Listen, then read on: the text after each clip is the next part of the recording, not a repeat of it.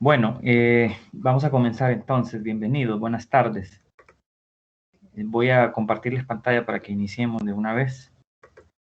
Si en algún momento no ven la pantalla, me dicen, porque es que el problema no ha sido de Teams, sino más bien de mi computadora. Entonces, por favor me avisan si en algún momento dejan de ver la pantalla. Bueno, entonces, recuerdan que hemos estado hablando de la interacción entre la célula y el exterior, y hemos estado hablando de la forma como los materiales llegan hasta nuestras células, ¿verdad? Cómo se transmiten desde el exterior hasta el interior de las células y donde son procesados, pues. Entonces vamos a hacer un repasito de lo que ya dijimos y vamos a seguir con la parte del transporte activo que no vimos el otro día. Bueno, entonces, en el libro de Solomon, recuerde que en el capítulo 14 está el tema de la función y estructura celular y en el capítulo 15 está el tema de membranas biológicas, ¿verdad? O membranas celulares, es lo mismo. Y en el libro de Audesirc es en el capítulo 5 donde está el tema de las membranas. O sea, me voy a mover más arriba donde empieza el capítulo para mostrar ¿verdad? Capítulo 5. El capítulo 4, recuerda, en este libro hablaba de la estructura y función celular. Aquí habla de la membrana. Bueno, entonces, hemos estado viendo varias cosas importantes sobre la membrana, sus funciones, ¿verdad? Y la forma como se transportan los materiales desde el fluido extracelular hasta el interior de la célula, ya sea atravesando directamente la membrana o a través de proteínas de transporte o proteínas facilitadoras. Entonces, si se fijan en esta imagen, vamos a ver una imagen de un diagrama, un dibujo de lo que es la membrana plasmática, una doble capa de fosfolípidos. Ven ustedes que también está por aquí colesterol, formando parte estructural de esa membrana. Y ven, obviamente, una cantidad bastante grande de proteínas, estas en azul, proteínas de transporte o proteínas facilitadoras o incluso proteínas que sirven como sensores o con otras funciones, ¿verdad? En la célula. Entonces miren que estas proteínas, muchas de ellas atraviesan completamente la membrana. Por eso se les llama proteínas transmembrana, otras no atraviesan completamente. Hay otras que están en la periferia, ¿verdad? En la superficie que da hacia afuera de la célula o en la superficie que da hacia el interior de la célula, otras forman como un canal por donde pasan los materiales, etc. Entonces, la biología celular es bien interesante porque nos enseña cómo funcionamos nosotros. Si yo me voy aquí al libro de anatomía y echamos un vistazo a esta imagen, lo que quiero recordarles es que para la digestión, para la utilización de todos los nutrientes que necesitamos para vivir día a día, nosotros nos tenemos que alimentar. Y entonces el alimento, recuerda, es fuente de dos cosas. Es fuente de energía y es fuente de materiales. Cuando digo materiales me refiero pues a todas aquellas moléculas orgánicas que necesita nuestro cuerpo para poder vivir. Me refiero también a moléculas inorgánicas como el agua, ¿verdad? Porque la única manera de reponer el agua que perdemos o que utilizamos es bebiendo más agua. Entonces, la comida o el líquido, el agua que nosotros ingerimos, entonces obviamente pasa por todo este tracto gastrointestinal de nuestra boca al esófago, al estómago y llega al intestino. En el intestino, recuerde usted, se lleva a cabo la digestión final o el catabolismo final de lo que usted se come. ¿Qué se obtiene de ese catabolismo?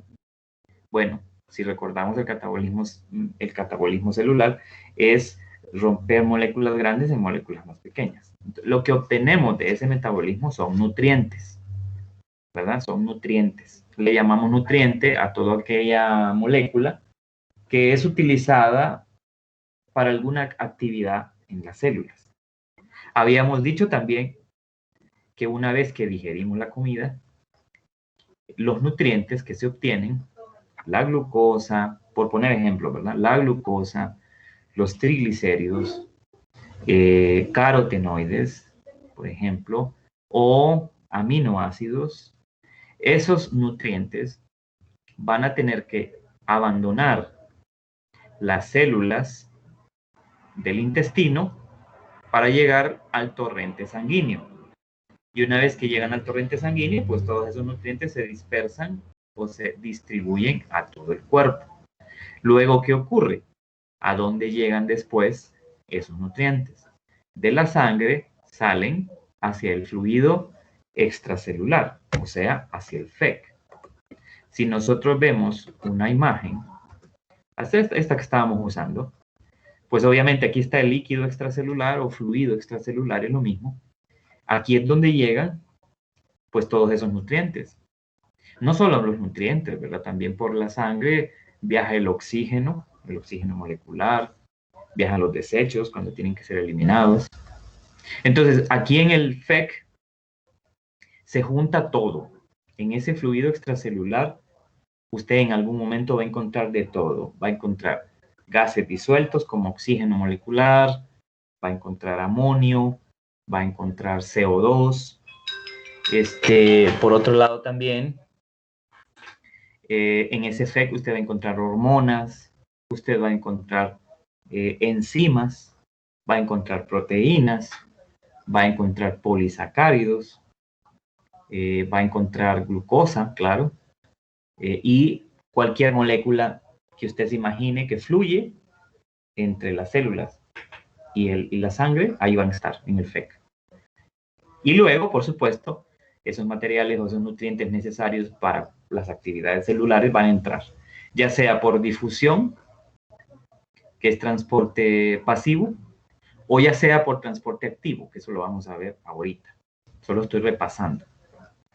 La difusión es un método interesante de movimiento de materiales, porque recuerde que la difusión tiene varios requisitos, ¿verdad?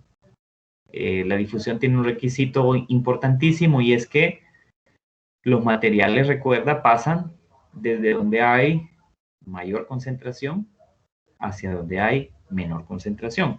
Entonces, después que uno come y se ha digerido la comida, los nutrientes están más concentrados en el FEC y dentro de la célula hay menos. Entonces, por difusión simple, ya habíamos mencionado que gases disueltos, como oxígeno, por ejemplo, iones y moléculas no polares pequeñas van a entrar atravesando directamente la membrana por difusión simple. Ya dijimos que el agua entra también por difusión simple, nada más que la difusión simple de agua se llama ósmosis, ¿verdad? Y es un proceso bien importante la ósmosis, porque recuerde que de acuerdo al tema de las soluciones que vimos antes, nuestro cuerpo trata de mantener una concentración de agua y de solutos dentro y fuera de las células igual, o sea, o más o menos igual. Que eso era aquello que habíamos visto más adelante, voy a moverme un poquito aquí en el capítulo, es lo que habíamos visto de las soluciones isotónicas, ¿verdad?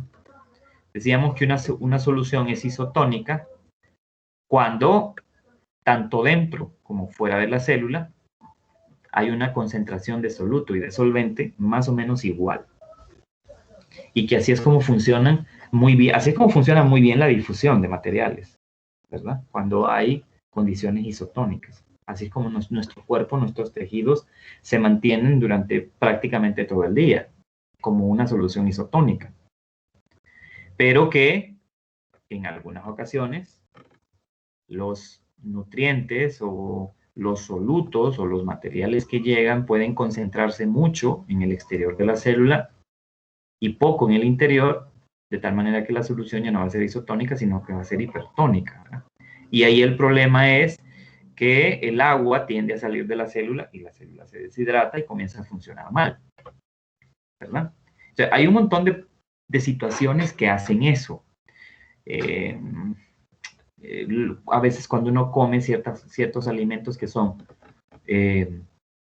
muy concentrados, digámoslo así, o que cambian el pH, algunas veces podemos provocar esto. O, por ejemplo, cuando usted tiene insolación, usted se expone al sol a veces mucho tiempo, usted está perdiendo líquidos, pierde electrolitos y a veces el cuerpo lo que hace es que las células comienzan a deshidratarse. Y entonces ya el medio suyo, sus tejidos ya no están en una condición isotónica, sino que se comienzan a poner en una condición hipertónica.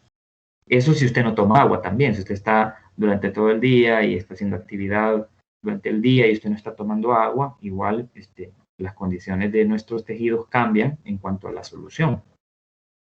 Bueno, y esto de la solución hipotónica, ya sabe usted que es más bien el agua quien tiende a entrar en una concentración mayor hacia el interior de la célula y la célula se infla, se llena de agua y también comienza a funcionar mal. Esto es el caso de, decíamos, cuando hay procesos inflamatorios, por ejemplo, en el cuerpo, en donde se retienen líquidos y eso es muy malo para nosotros. Entonces, eso era la difusión simple. Y recuerda que también estaba la difusión facilitada, o sea, el paso de materiales a través de una proteína que servía como un facilitador. La proteína podía ser como un canal, así, o podía ser como una proteína que se transformaba, ¿verdad? Como por ejemplo la proteína que recibe la glucosa en las células, cambia de forma para dejar entrar la glucosa una vez que la detecta. Recuerde que el transporte pasivo no gasta energía celular, o sea, la célula no tiene que hacer ningún esfuerzo para que el azúcar, por ejemplo, llegue desde el intestino a la sangre, al FEC, hasta el interior de la célula. No tiene que hacer ningún esfuerzo las células de ningún tejido y la glucosa llega, porque es un material importantísimo para el funcionamiento de cada milésima de segundo de las células. Por otro lado, recuerde que la difusión o el transporte pasivo, los materiales siempre se van a mover desde donde hay mayor concentración hasta donde hay menor concentración. O sea, se van a mover los materiales en favor del gradiente de concentración. Eso es transporte pasivo. Ahora, vamos a tratar de ver hoy la contraparte de eso que se llama transporte activo. Ahorita vamos a iniciar con esa parte. Entonces, en el transporte activo, a ver, me voy a mover un poquito más arriba y luego vuelvo a esta diapositiva. Recuerde que estábamos hablando de esto, ¿verdad? Estábamos hablando de esto. Ahorita. Y el lunes, ¿qué pasó? ¿Verdad? Entonces estamos hablando de transporte pasivo, lo que acabamos de repasar, y ahora vamos con lo que se llama transporte activo. En el transporte activo, aquí sí hay gasto de energía por parte de la célula. Y eso implica muchas cosas. En el transporte activo, como se ve acá, lo que ocurre es que la célula tiene que invertir energía. Entonces usted puede ver ahí que hay energía que llega a la proteína a través de la cual pueden pasar los materiales. Entonces, en el transporte activo hay varias características importantes. Por lo menos tres características bien básicas. Uno es que para que los materiales entren a la célula por transporte activo, la célula tiene que hacer un gasto de energía.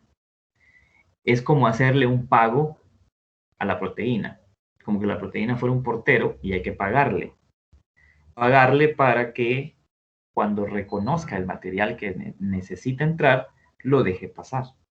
Si no se le paga a la proteína no se mueve ni hace nada, no deja pasar a nada. Entonces, esa es una característica. La segunda característica del transporte activo es que el movimiento de materiales no se da en favor del gradiente de concentración. Es decir, que los materiales no pasan desde donde hay más concentración a donde hay menos concentración, sino que pasan más bien al contrario. Puede ser que pasen desde donde hay menos hasta donde hay más. ¿Cuál es la razón de eso? La razón de eso es que esos materiales que se transportan activamente siempre son necesarios en la célula. no importando si estén en una concentración muy grande o muy poca en el exterior de la célula. Siempre se van a ocupar. Y la tercera característica del transporte activo es que también se lleva a cabo, o se lleva a cabo, mejor dicho, únicamente a través de proteínas. O sea, no hay materiales que atraviesen completamente la membrana, sino que todo pasa por proteínas. Proteínas que sirven primero como porteros que reconocen el material y luego que después de recibir un pago energético dejan pasar el material. Entonces, la energía metabólica que se ocupa es ATP. El ATP es una molécula que se llama adenosin trifosfato. Es un nucleótido. Un nucleótido así como lo era la adenina, la guanina. Era todo eso que formaba parte de la adenina y la guanina, eso era un nucleótido. Entonces, el ATP es lo mismo. Y es la molécula más importante desde el punto de vista energético porque es la molécula que usan las células para transportar la energía que se obtiene de la comida, ¿verdad? Bueno, entonces, miren, el transporte activo tenemos varios ejemplos. En los animales, por ejemplo, como nosotros, el transporte de iones de sodio y de iones de potasio se da a través de transporte activo en las células de los animales, de todos los animales. Usted sabe que el sodio y el potasio son dos elementos naturales que obviamente obtenemos de la comida. Entonces, el sodio y el potasio que nuestras células requieren viene de la comida. Entonces, cuando llegan a nuestras células, llegan en forma de iones, o sea, átomos con una carga eléctrica, ¿verdad? Entonces, esos iones son reconocidos por unas proteínas en la membrana y una vez que son reconocidos, para que esa proteína deje pasar sodio y deje pasar potasio o deje salir sodio y potasio, porque recuerde que el movimiento puede ser, dependiendo de la proteína, el movimiento puede ser en ambas direcciones, hacia adentro y hacia afuera. Ahorita vamos a ver un poco de eso. El asunto es que como el sodio y el potasio se necesitan en gran medida en el cuerpo para dos funciones básicas, que son la contracción muscular y el impulso nervioso, su cuerpo siempre va a necesitar sodio y potasio. Siempre. Sus células, no hay momento que no necesiten sodio y potasio. Si no hubiera sodio y potasio en su cuerpo, constantemente en sus tejidos, usted no podría moverse.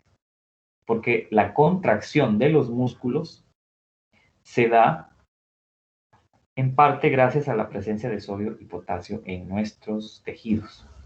Entonces, no podemos darnos el lujo de no obtener sodio y potasio de la comida. ¿Cómo entra el sodio y el potasio a la célula o cómo sale? Por una proteína facilitadora y por un mecanismo de transporte activo.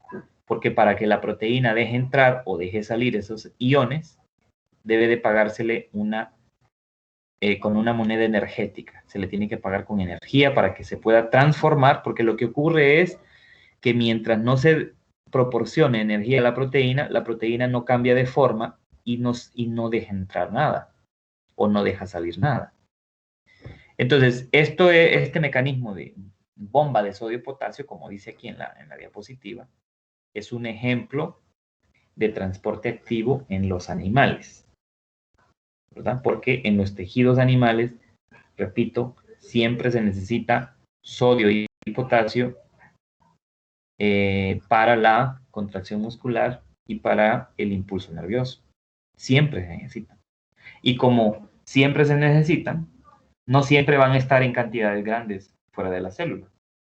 Y por lo tanto, no podrían pasar o entrar a la célula por difusión, sino que tienen que entrar por un mecanismo de transporte activo. Este es un ejemplo en los animales, ¿va? La bomba de sodio y potasio. El transporte de sodio y de potasio dentro y fuera de la célula. Otro ejemplo de transporte activo es el transporte de iones de hidrógeno o de protones de hidrógeno en las células de las bacterias, en células de hongos y en células de plantas. ¿Qué quiere decir esto del transporte de protones de hidrógeno? Bueno, el hidrógeno es un elemento natural muy abundante y recuerde que pues, prácticamente todas las moléculas orgánicas contienen en su esqueleto molecular carbono e hidrógeno. Entonces el hidrógeno fluye de dentro hacia afuera o de fuera hacia adentro de la célula a través de un mecanismo de transporte activo en las células de bacterias, hongos y plantas. Y ese hidrógeno tiene que entrar y salir de la célula para lograr diferentes acciones o diferentes funciones celulares en las plantas, en los hongos, en las bacterias. Entonces, es otro ejemplo de transporte activo, el transporte de iones o protones de hidrógeno en las plantas, en los hongos y en las bacterias. Ahora, aquí hay una cuestión bien importante también que debemos de considerar, y es que las proteínas que sirven como transportadores a veces solo transportan ciertos materiales, son bien específicas para ciertos materiales o ciertos iones o ciertas moléculas, y también en la dirección en la que mueven esos materiales, son bien específicas. Aquí tenemos una clasificación. Hay unas proteínas transportadoras a las que se le llama uniportadoras. Como dice su concepto ahí, las proteínas uniportadoras transportan un solo tipo de sustancia en una sola dirección. Ejemplo, bomba de protones en las plantas. Entonces, mire que en las plantas o en las bacterias o en los hongos, esa proteína que saca protones de hidrógeno hacia el exterior de la célula, solo lo hace en esa dirección y solo lo hace con hidrógeno, no lo hace con otro ion, solo con hidrógeno. Entonces es un ejemplo de una proteína uniportadora. Solo transporta un solo elemento o una sola sustancia, en este caso protones de hidrógeno, y en una sola dirección hacia afuera de la célula para evitar la concentración demasiado alta de protones adentro. Y luego vea que hay otra clasificación que dice, bueno, hay otras proteínas que se llaman simportadoras, que mueven dos tipos de sustancias, no solamente una, en una misma dirección.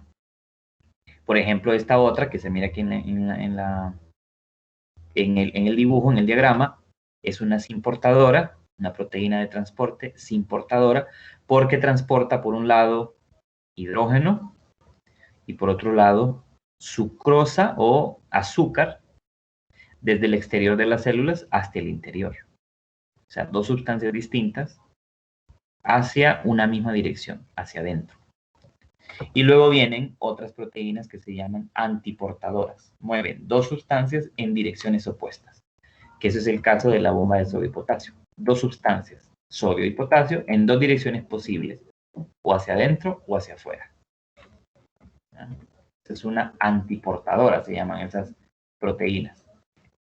Pero luego vienen otras que se llaman proteínas de con transporte o con transporte de solutos. Y esto es cuando esos solutos, específicamente dos, se trasladan al mismo tiempo.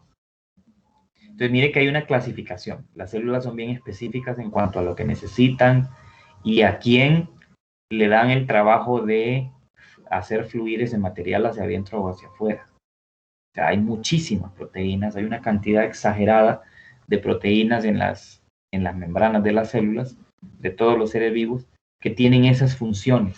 Entonces ahora tienen más claro que una de las principales funciones de las proteínas en las células, en la membrana celular, es el transporte de materiales. Ahora, hay otra cosa también importante sobre el transporte. Bueno, déjenme ver una cosa. Y es que el transporte activo, y es que hay unos mecanismos,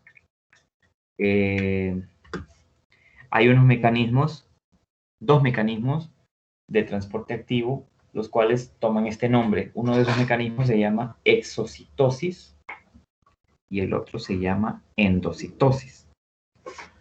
Cuando hablamos de exocitosis, estamos hablando de un movimiento de materiales hacia afuera de la célula. Ya no hacia adentro, sino más bien de adentro hacia afuera. Por eso el prefijo exo. Exo quiere decir hacia afuera. Entonces, movimiento hacia afuera. ¿Movimiento de qué? Bueno, pueden ser desechos del metabolismo, ¿verdad? Porque después de que llegan los nutrientes a la célula, igual hay cosas que se desechan, tienen que eliminarse del cuerpo. Les voy a poner un ejemplo, el CO2. El CO2 llega hasta la célula y cuando se llega a acumular en una cierta cantidad, puede alterar el funcionamiento de las células. Entonces las células lo que hacen es que lo eliminan.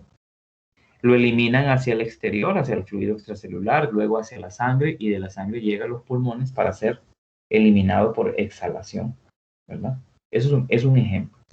Entonces, lo que dice acá de exocitosis es que exocitosis es el movimiento de moléculas grandes, o en grandes cantidades, podría ser también, hacia el exterior de la célula, empaquetadas en vesículas que se fusionan con la membrana celular. En la exocitosis, una célula expulsa productos de desecho o productos de secreción, como las hormonas o neurotransmisores. ¿De qué quiere decir esto? Como dice aquí el concepto, es un movimiento de material en cantidades considerables que está empaquetado en unas vesículas. Entonces, lo que pasa es lo siguiente: pensemos que este material que está aquí, de color como moradito, estos círculos moraditos, pensemos que son hormonas. Hormonas que se produjeron aquí en la célula. Digamos que esta célula es una célula glandular, una célula de una glándula, y que esa glándula produce una hormona. Digamos que esta célula es una célula del páncreas, y que esta hormona que está aquí es la insulina. Bien, entonces, la insulina tiene que ir dirigida a otros tejidos del cuerpo para que estos tejidos puedan absorber azúcar de la sangre, puedan extraer de la sangre azúcar e incorporarla al interior celular para poder metabolizar ese azúcar. Entonces, ¿qué es lo que ocurre? Lo que va a pasar es lo siguiente: la célula va a formar como una bolsa donde va a meter la insulina. Y esta bolsa no es más que una cubierta de fosfolípidos, una doble capa de fosfolípidos, como es la membrana celular, exactamente igual. Una doble capa de fosfolípidos, como una bolsa hecha de fosfolípidos. Entonces, como cuando usted saca algo de su casa y lo mete en una bolsa, exactamente igual. Entonces, esa bolsa se llama vesícula.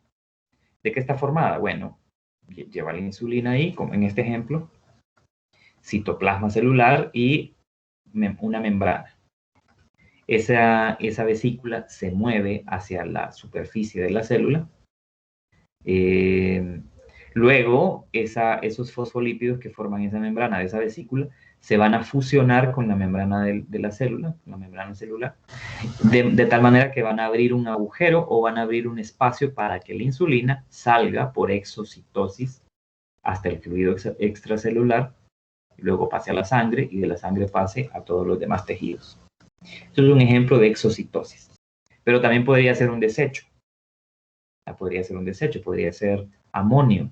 Digamos que esto es amonio, y como es un desecho, la célula tiene que eliminarlo, así como cuando usted agarra lo que no ocupa en su casa y lo mete en bolsas de basura. Entonces la célula hace una bolsita, una vesícula. Esa bolsita llega hasta la membrana, luego se fusiona, esas dos membranas se fusionan y dejan salir la basura hasta el FEC. Luego de eso pasa a la sangre esa basura molecular, esa basura metabólica, y luego se va a eliminar por el órgano que tiene que eliminarse.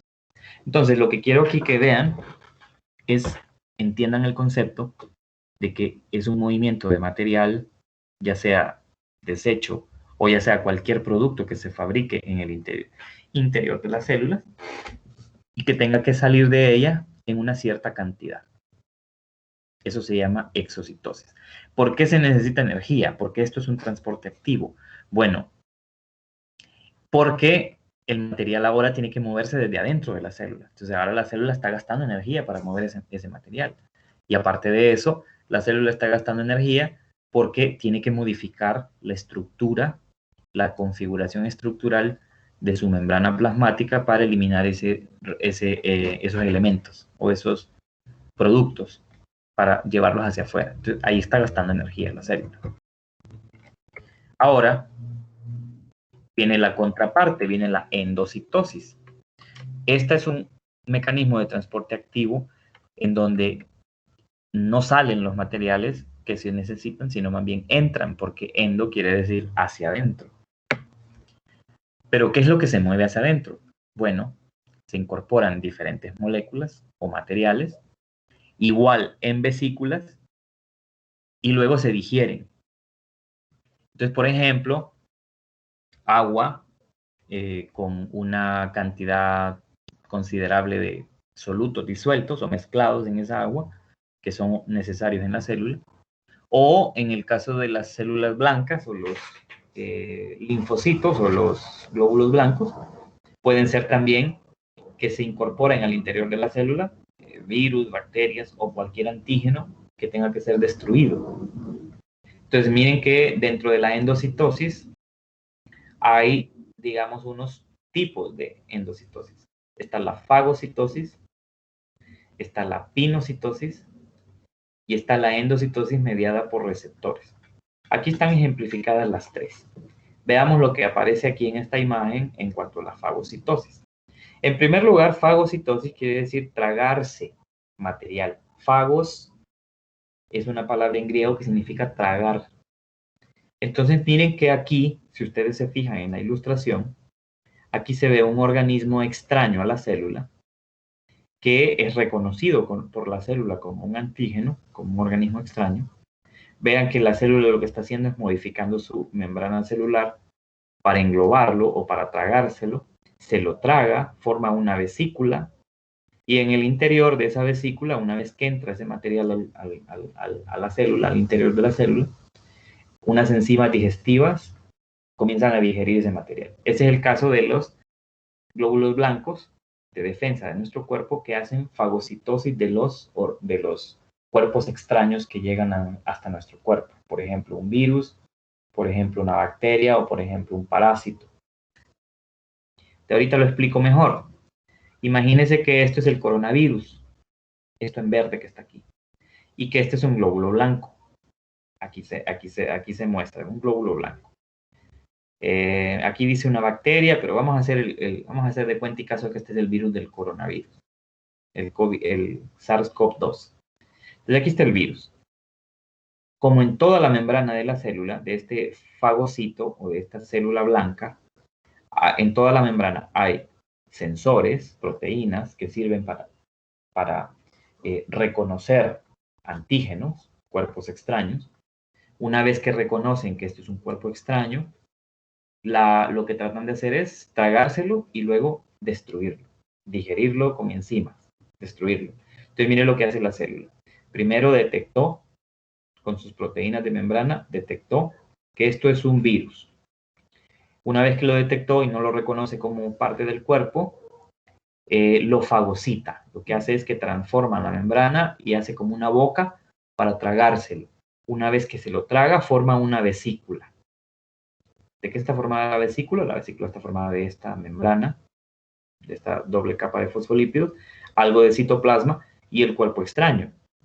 Luego fíjense que vienen unos lisosomas, una vez que ya se ha tragado esa vesícula con ese material, vienen los lisosomas, que recuerde que los lisosomas son organelos que contienen enzimas digestivas, y los lisosomas lo que hacen es que se comienzan a pegar aquí a la membrana esta y liberan las enzimas hacia el interior, hacia aquí adentro. Entonces, una vez que las enzimas llegan hasta ese virus, lo destruyen, lo digieren. Y eso se llama fagocitosis. Es un mecanismo natural de defensa de nuestro cuerpo, por ejemplo, de las células blancas que nos defienden. Lo mismo puede ser con una bacteria extraña o lo mismo puede ser con una sustancia química o lo mismo podría ser con un parásito que venga desde fuera del cuerpo. Entonces, eso es fagocitar.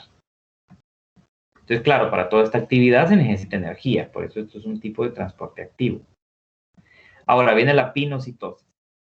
La pinocitosis es cuando la célula necesita tragarse o necesita ingerir una cierta cantidad de agua que contiene materiales disueltos. Esos materiales disueltos pueden ser diversos tipos de moléculas o diversos tipos de elementos naturales o minerales o vitaminas. Pueden ser que están disueltos o mezclados con el agua.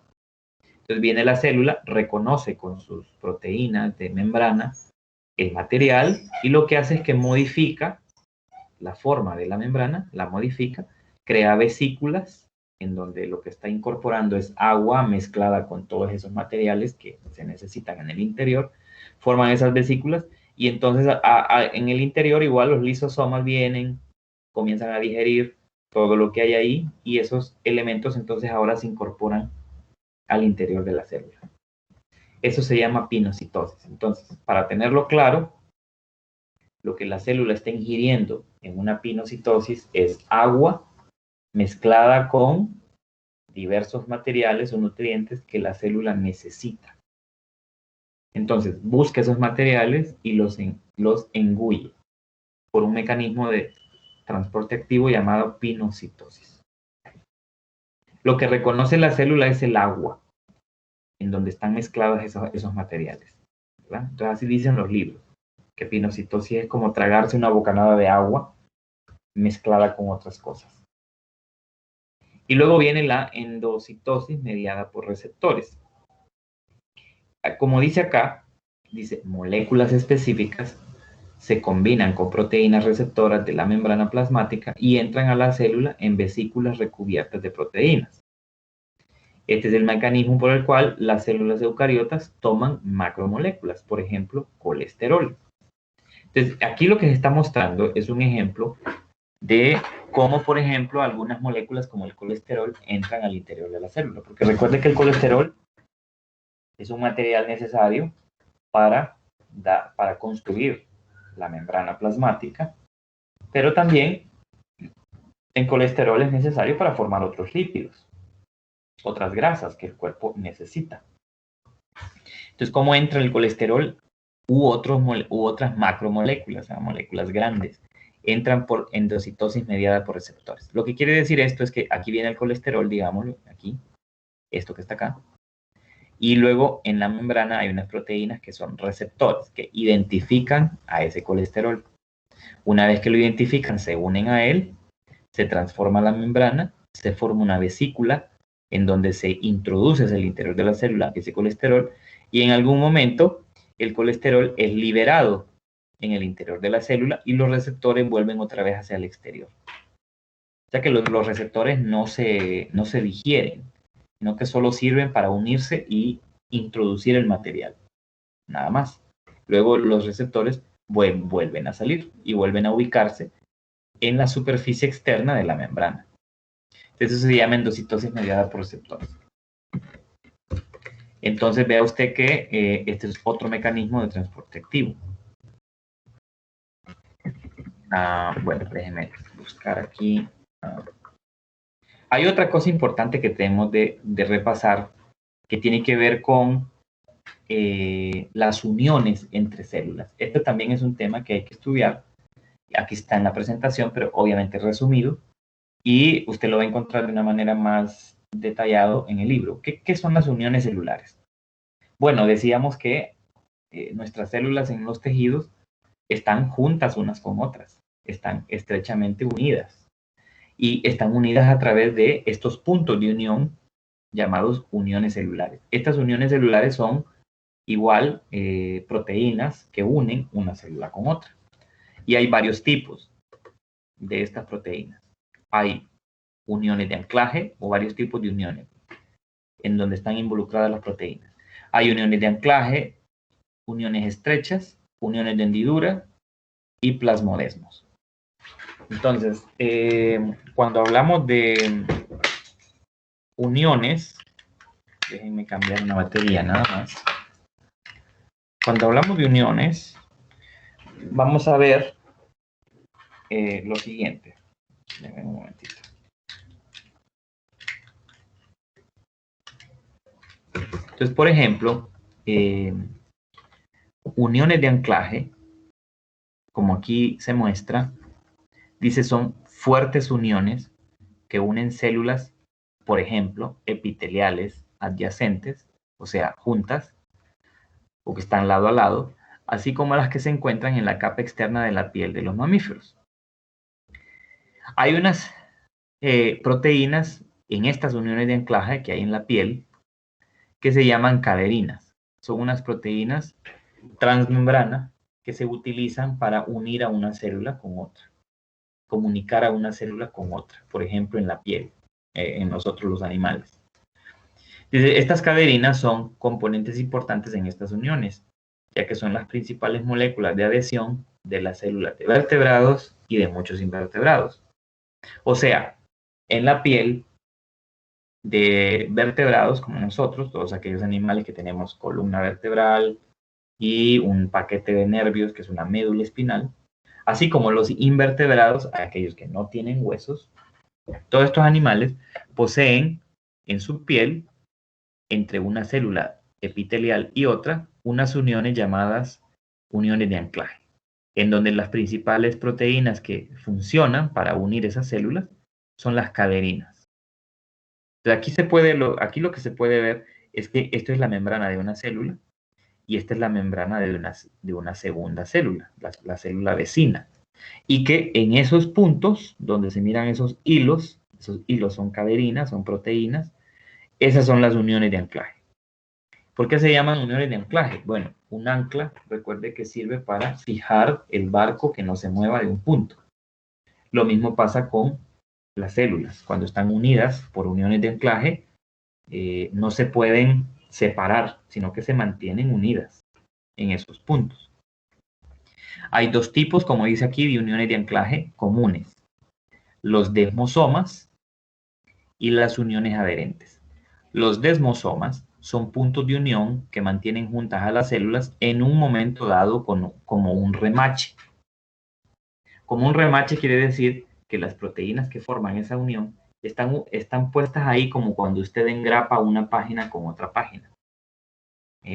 Como una grapa, ¿verdad? En un punto específico están realizando la unión. Mientras que las uniones adherentes son como pegamentos, dice, que mantienen a las células juntas.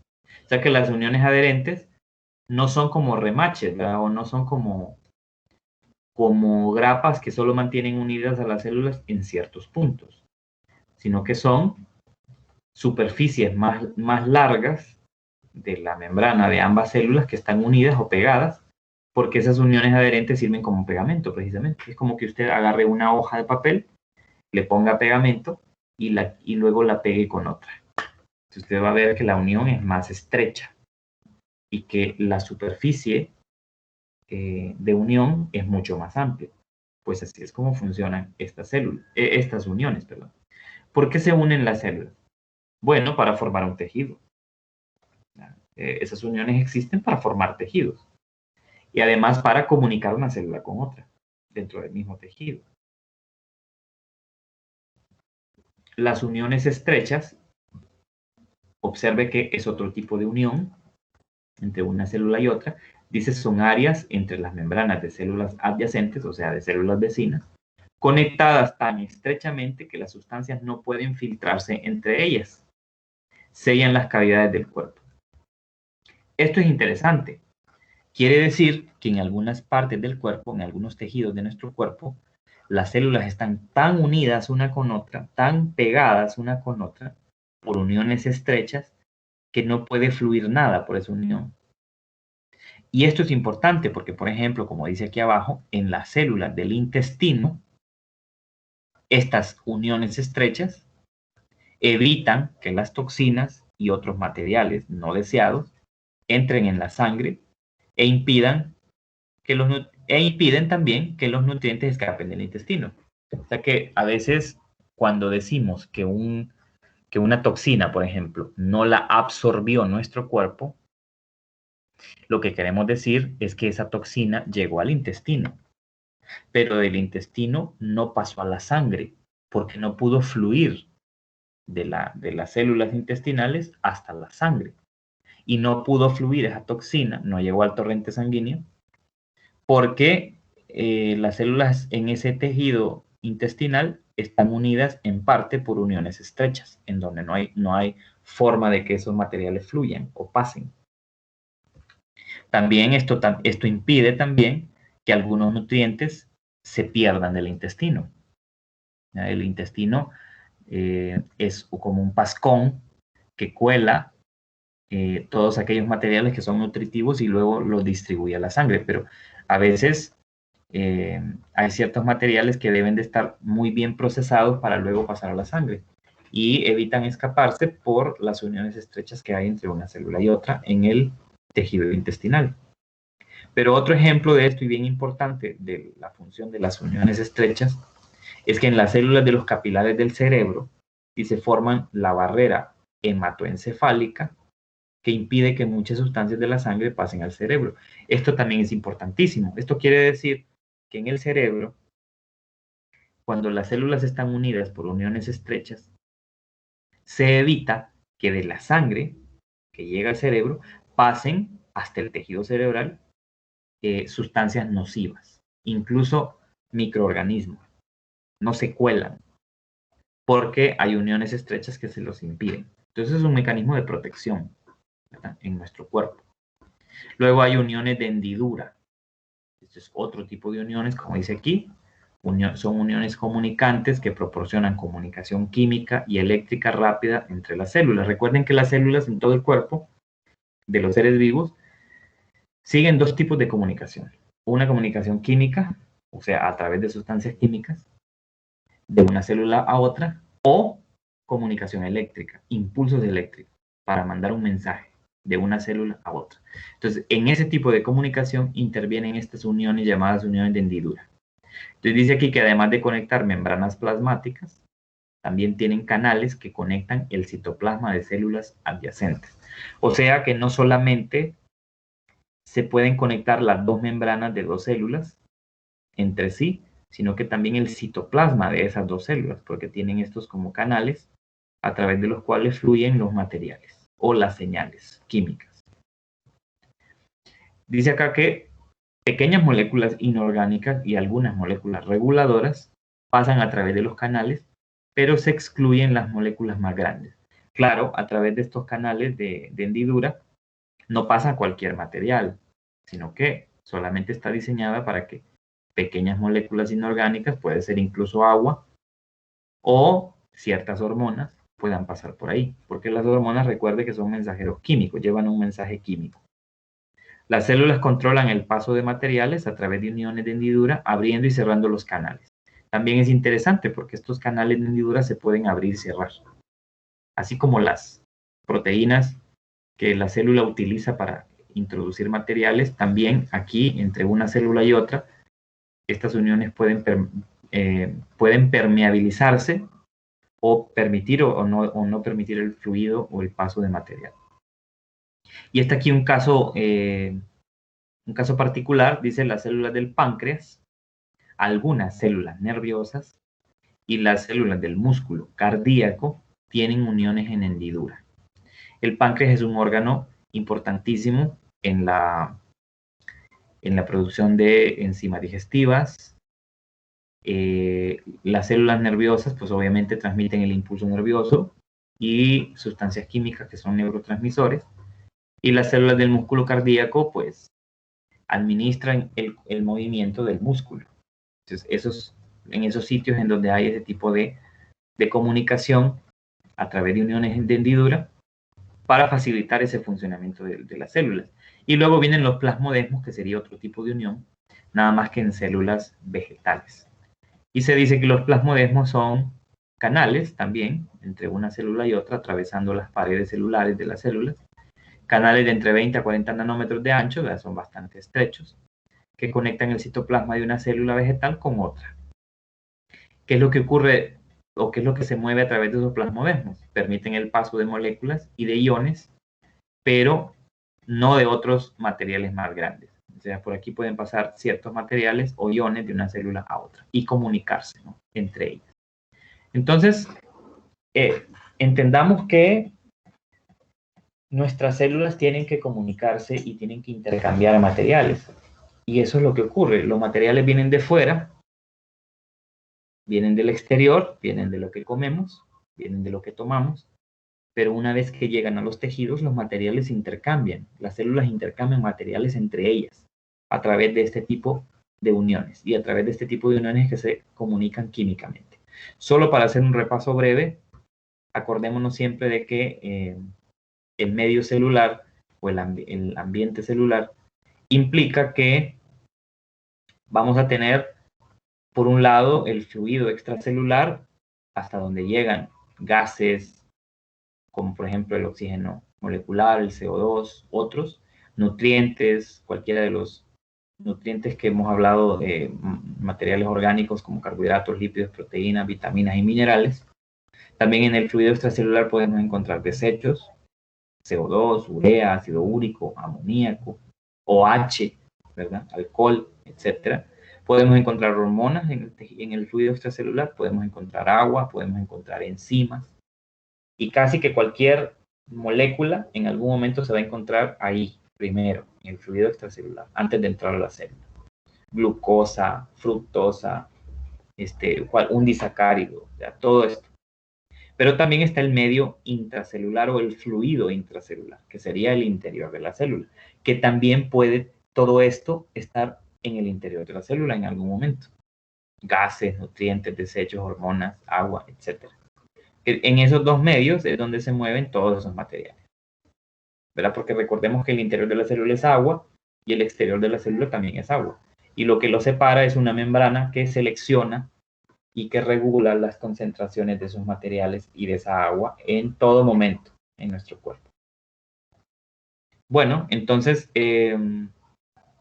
cuando usted estudia del libro, usted ve que en los capítulos donde se habla de este tema de la membrana, de la ósmosis, la osmorregulación, el transporte pasivo, activo, incluso hay cuadros, tablas que hacen resúmenes de todo esto, que es importante leer también, porque realmente así es como se aprende. Usted aprende cuando usted se pone a leer y cuando se hace preguntas, y en base a las explicaciones puede que le aparezcan más preguntas, y así es como usted va teniendo esa capacidad para poder conectar un fenómeno con otro. Entonces, usted tiene que leer y desde el tiempo de leer estos cuadros también, porque aquí se dan ejemplos de la vida cotidiana, de cómo aplicamos todo este contenido o este conocimiento de cómo funcionan las células para poder entender nuestro funcionamiento diario, cómo funcionamos nosotros, los seres vivos, diariamente. Entonces aquí está muy bien explicado todo esto. Es necesario que usted se tome el tiempo para leer y para repasar todos estos temas, ¿verdad? Bien, por ahora lo vamos a dejar ahí. Recuerde que tenemos una actividad el jueves, una actividad puntuada. Ya le voy a dar comentarios, Rami. El jueves tenemos una actividad puntuada, de ahí está en el calendario. Es una actividad que tiene puntos, entonces hay que realizarla en hora de clase. Y los que no pudieron hacer el crucigrama, entonces vamos a poner ese trabajo para el día de mañana, a la hora de clase. Creo que ustedes mañana, los que no pudieron hacerlo, de 3 a 4 lo van a poder hacer mañana. Recuerde que hubo algunos problemas con entrar al campus y hacer el crucigrama para los que lo pudieron hacer. Entonces, no se vaya a sentir así como mal si a la primera de cambio no lo puede hacer, porque le aparece un mensaje de que hay un error y que no sé qué. No se rinda. Salga del campus, vuelva a entrar o abra el campus en otra pestaña de su buscador, ábralo en otra pestaña, entre otra vez, vuelva a entrar al crucigrama, hasta que el sistema le permita hacerlo. No se rinda a la primera de cambio. No sé por qué razones ese crucigrama ha dado algunos problemas, pero sí se puede hacer, solo que a veces cuesta, en varios intentos. Cuando usted ya realiza el crucigrama, tiene 2 intentos. Cuando termina el segundo intento, le tiene que dar a un botón que dice finalizar crucigrama y luego de eso le va a aparecer la nota de cuánto tiene en base a 2, porque eso es lo que cuesta, 2%, cuánto tiene en base a 2 de los intentos que realizó, de los 2 intentos que realizó. Entonces no se vaya a rendir, si a la primera no le funciona, vuélvalo a hacer, vuélvalo a hacer, vuélvalo a hacer hasta que le salga, ¿verdad? Mañana, los que no pudieron, de 3 a 4. Y los demás, bueno, todos los demás, todos, el jueves hay una actividad, ¿verdad? Entonces no hay que perder esa actividad el jueves a la hora de clase igual. Bueno, entonces nos veríamos hasta el día miércoles. Les recomendé un video por el chat. Sería bueno que lo vieran, un video excelente. Y resume muchas cosas de las que tendríamos que ahondar un poco más en la clase de biología, pero que tal vez por tiempo no lo hemos podido hacer. Pero sí vamos a tratar muchos de esos temas también. Entonces, vean esa recomendación que les doy. Es un video en Netflix. El que tenga Netflix lo puede ver fácilmente. Y el que no, en algún momento lo podrá ver, ¿verdad? Para que pueda disfrutar más que todo del contenido de ese video, que es muy revelador. Swami tenía una consulta, con todo gusto ahora, Swami. No, ya no, Lick, es que fue hace ratos que había levantado la mano, pero... Ah, perdón, ya es que no. yo hasta ahorita veo sí, hasta ahorita veo ahí el... Pero si ya se la contesté entonces, Swami. Sí, Lick, era acerca de los solutos y todo eso. Ah, no, pero diga, si tiene alguna duda, diga. No hay ningún problema. No, pero Ya no. mejor en la otra clase, que quiero leer un poquito más. Ah, bueno, perfecto, sí. Por eso les digo que es mejor ponerse a leer un poquito para ir procesándolo, ¿verdad? Bueno, entonces, de nada. Entonces, por hoy terminamos ahí. Continuamos el día miércoles con clase y mañana los que no hicieron crucigrama, háganlo y el jueves tenemos otra actividad. Así que pendientes, ¿verdad? Bueno, que pasen buena tarde si no hay nada más. Nos vemos hasta el día miércoles. Ok, Lick, feliz Gracias, tarde. Lick. Que tengan buena tarde. Saludos.